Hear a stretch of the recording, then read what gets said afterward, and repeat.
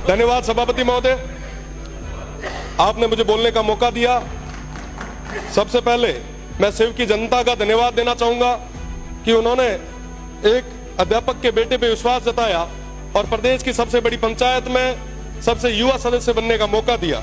शिव की देवतुल्य जनता का मैं धन्यवाद देता हूं। साथ ही साथ मैं वर्तमान सरकार को बहुत बहुत धन्यवाद देता हूं कि वो यूथ पॉलिसी ले आए।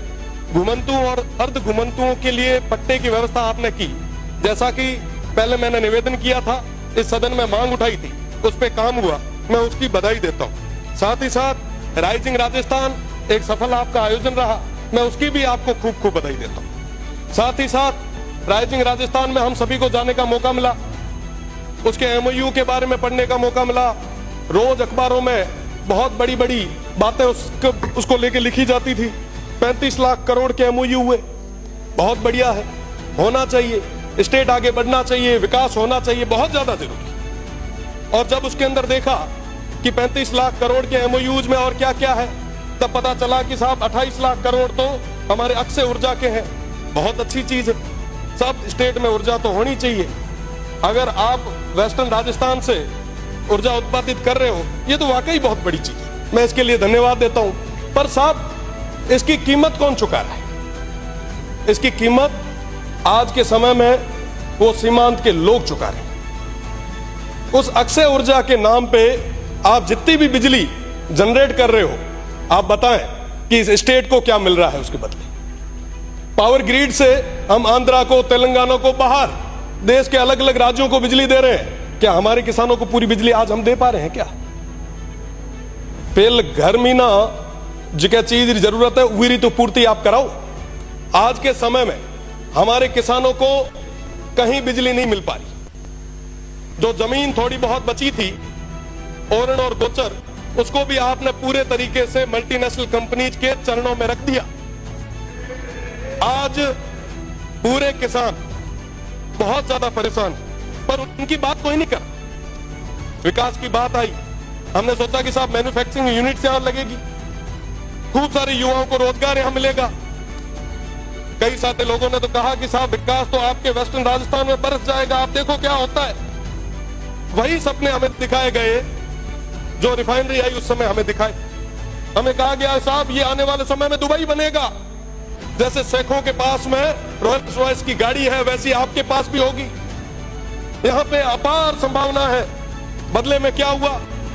आज भी वो पश्चिमी राजस्थान, वो सीमांत के लोग वहीं खड़े। आज पुनः वैसे सपने उन भोले भाले लोगों को दिखाए जा रहे, उनको बताया जा रहा है कि साहब आपके यहां रेवेन्यू जनरेट होगा, विकास होगा। साहब सौर ऊर्जा का जो एक प्लांट लगता है ना, लगने के बाद में 2 गार्ड के अलावा तीसरा आदमी नहीं लगता। और रही बात दूसरी, पहले वो प्लेट साफ करने के लिए एक आधा कोई आदमी लगाया करते थे, आजकल तो उसका भी रोबोट आ गया। और वहां पे पूरे तरीके से वन्य संपदा थी, उसको पूरे तरीके से खत्म कर दिया। अभी महाराज जी कह रहे थे लंपी की बात, पिछले लंपी के दौर में हमने भी खूब सारा प्रयास किया। गाय हम सभी के लिए पवित्र है, भगवान रूपी है। पर साहब आप बताएं कि जब ये ओरण और गोचर खत्म हो जाएगा तो वो गौ माता कहां जाएगी? आज उसकी बात कौन कर रहा है? पिछले दिनों भैया गांव में ओरण पे अनैतिक तरीके से, अवैध तरीके से वो अलॉटमेंट हो रहे थे। हमने मांग उठाई, वो लड़ाई लड़ी, बदले में क्या? मुकदमे। क्या मुकदमों से डरा दोगे? क्या मुकदमों से दबा दोगे?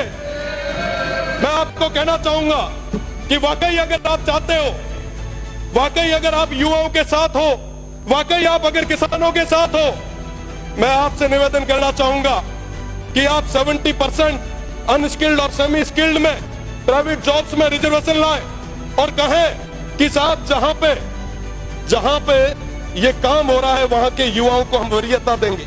आप लाए? आप नहीं ला पाएंगे। मैं चैलेंज करता हूं, अगर आप ले आ पाए तो आप कहोगे वहां खड़े रहने के लिए हम लोग तैयार। साहब आज इस तरीके से आप ये जो काम कर रहे हैं वाकई बहुत दुखद है। लाखों की संख्या में खेजड़ियां कट रही है, वन्य संपदा खत्म हो रही है। आप याद करो तेजाजी महाराज को, बाबू जी को, हडबू जी को, अमृता देवी जी को, जम्बेश्वर भगवान को, सब पर्यावरण के लिए उन्होंने कीजिए। पर्यावरण के लिए उन्होंने क्या क्या नहीं किया, पर आज बदले में क्या हो रहा है?